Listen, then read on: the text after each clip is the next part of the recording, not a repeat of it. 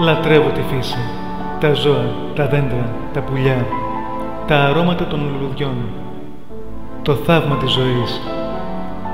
Δεν είναι όμως κρίμα να τα χαλάμε, να τα καταστρέφουμε όλα για να παραστήσουμε τους μάγκες, για να βγάλουμε κέρδος καταστρέφοντας τον παράδεισο που μας χάρισε ο Θεός εδώ στη γη.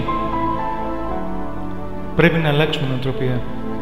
Πρέπει να αρχίσουμε να αγαπάμε τον πλανήτη και τη φύση, γιατί αν τον καταστρέψουμε από τη ματαιοδοξία μας και μόνο, θα καταστραφούμε και εμείς και τα παιδιά μας και τα παιδιά των παιδιών μας. Πρέπει να αλλάξουμε και πρέπει να αλλάξουμε τώρα, γιατί ίσως να μην υπάρξει αύριο, αν συνεχίσουμε έτσι. Σας αγαπώ.